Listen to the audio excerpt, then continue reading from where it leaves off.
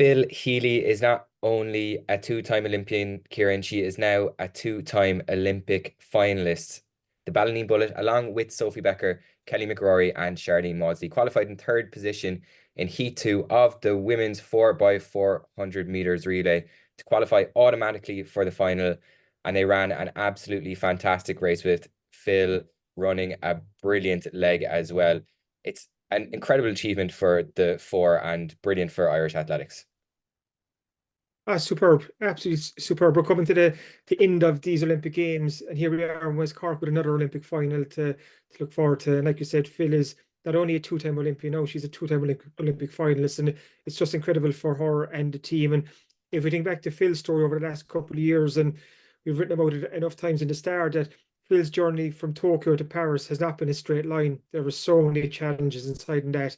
Um, she told us there was only this time last year she couldn't have envisaged getting to an Olympics, not to mind an Olympic final. So for Phil to be in an Olympic final on Saturday night, I think all of West Cork and beyond will be tuned in, because what we saw in the heat this morning, Dylan, really encouraging. You know, Sophie Becker and Sharlene Mawdsley ran super legs, the first and the fourth legs. Phil was so good in the second leg, and with Kelly McGrory in the third leg. And to think that we've Rashida Adeleke to come back into the mix, who knows what could happen on Saturday night. Yeah, it's exciting times, and those splits are really interesting as well. Like you say there, Becker had a 50.9, Phil then ran a 51.9. She said afterwards she thinks she ran a 200-meter PB in the first half of that 400 meters. She flew out of the traps and then managed to kind of hold on to keep Ireland in a really good position going into McGrory's leg, and then obviously Maudsley at the end just absolutely powering through, which I think she ran the fastest split out of everyone in the semi-finals, right? And thinking of Phil, like it's her second time in a final now. She was in the mixed 4x400 meters relay in Tokyo, and she's the only member of this team now that is going into Saturday's final having that experience. And we talk a lot, or we've spoken a lot in the past about how she is kind of the experienced head in the team. Um, and I know people like Adeleke are kind of on the up and up, but that experience really will help on Saturday as well, won't it? Exactly, yeah. Like Phil probably doesn't like me saying it, but she's the elder stateswoman of that team. She's 29 years of age. She's been at the top of Irish women's sprinting for the last 10 years. She's been in European final. She's been, like you said, an Olympic final before. This team won a European gold back in Rome just only a couple of short weeks ago, really. They did so well at the World Relays in the Bahamas too earlier on in the year. So it's a team packed with experience, but Phil has huge experience, and they lead that because I suppose between the heat this morning and the final tomorrow night, it's all about the preparation now, kind of just recovering from the exertions of this and making sure that they're in the best possible shape physically and mentally for what's to come. And Phil has seen it, been there, she's done it all. So I think her role in this will be crucial. And I just think it's so fitting for Phil to be back in an Olympic final, whether this is her last Olympics or not. You know, for Phil to have gone to two Olympics and to get to two Olympic finals, I think that's incredible for her to have on her sporting CV. Yeah, what'll it mean to her, like especially getting into the final? I know she kind of had a long time to wait. She's been out in Paris for a good while now, kind of waiting for her chance to get onto the track. And you could see in her interview with RTE afterwards, the whole team as well. But you could see, especially with Phil, she was so delighted with what she's achieved now. First off, what a joyous interview. The interviews from the athletes at these Olympics have been absolutely incredible, and other sports could actually kind of learn lessons from this, because we've got to kind of know the athletes through their interviews, and kind of after all the events, whether they've won or they've lost or they've set PBs or they've not done as well as they could, they've all fronted up, and it's been a really kind of impressive part of this Olympics, just to hear the Irish athletes and get to know them a bit better. But like you said, what will it mean to Phil? It'll mean so much, so much to her, because, like I said, Dylan, she those challenging 18 months when her form really did hit a wall, like it fell off a cliff, you know, kind of, and she's been very open that there was times in that she considered hanging up her spikes, considered retiring from athletics. So that's how bad it was. That's how tough and challenging it was for Phil Healy. So for her to be back at this stage now and to be back in an Olympic final, it's a testament to her, not only her talent, but I think her character, her drive, her work ethic, her perseverance. Because someone else might have decided this time last year, is that, well, I just can't do this, you know, kind of, I'm going to concentrate on real life, if you want to call it that, kind of. But she's juggled working a full-time job as well as training to become an Olympian for the second time. So it's a incredible testament to her that she's back in an Olympic final and running so well. Like you said, I think it was 51.9 her split today was, and she said that after, all right, that a 200-meter PB in terms of her time. And if you look at, like, her leg was stacked, Lieke Clavers from the Netherlands was there. There was so many top athletes in that second leg. So for Phil to hold them off and to hand over to Ireland in such a strong position, like, she did her job and more.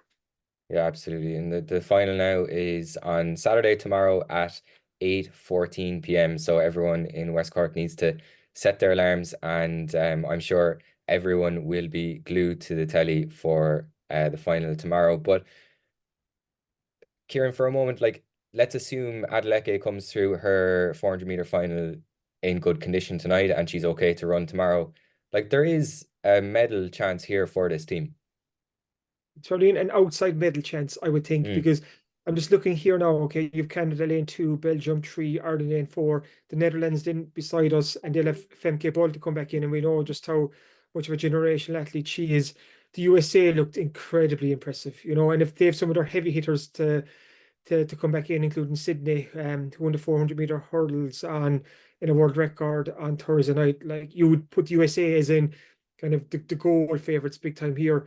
Great Britain will be very strong. You've Jamaica and France who could get carried along with that home crowd. So I think for Ireland, if they're in the hunt for a medal, that would be an incredible achievement. But just to get to an Olympic final for a country the size of ours, Dylan, not known for its sprinting, to have four Irish women in a relay final like this, it's incredible, and it's a testament to the work that's been done across the whole country, because, like, you've Kelly McGrory, I think she's done it all. You've Phil down here, you've Rashida Adeleke, and Sophie Becker from Dublin. Sharlene is from Tipperary. So this is a very countrywide effort, and even Laura Cadden there, who's a sub as well. I think she's Sligo as well. So there's that whole pool there. Like, there's strength and depth there. So to get to an Olympic final, I just think it's incredible. And if we're in the hunt for a medal, Jesus, that would be the cherry on top of the icing, on top of the cake. I suppose Adeleke is a huge race tonight, and what shape she's in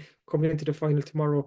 We'll just have to wait and see. But if the stars align, who knows? But it will be a big ask. yeah, I'm maybe getting a little bit carried away. I think we're all a little bit We're spoiled. entitled to. We're entitled to, though.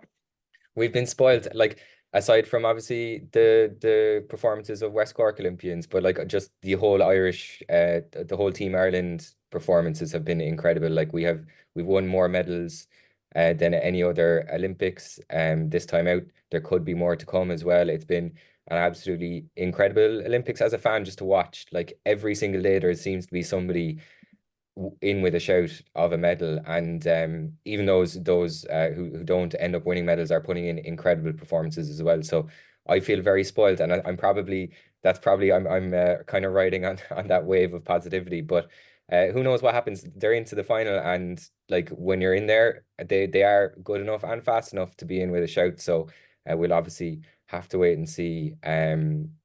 And especially too, Dylan, with the jeopardy of a relay. We saw it with, I think it was the American 4x100 last night. Kind of they got through, but their changeover, the handover wasn't that clean. So who knows what could happen in the pressure of a final, that one of the bigger guns kind of could easily drop a bat. We've seen that in relays before. So there's a lot of different elements to get right in a relay final. But his Irish team is there in merit, and they'll be right in the mix. And like I said, it looks like Adeleke to come back in, that will kind of shave a couple of seconds off the time. And if Sophie and Sharlene Mawdsley can have similar runs, and if Phil can produce the goods again, who knows? It's so exciting. Yeah, who knows indeed. So the final again for everyone listening is tomorrow, Saturday at 8:15, 14 minutes past 8. So don't think it's 8:15 at all. It's slightly earlier. Set your alarms, and we'll all be watching. And best of luck to Phil from us.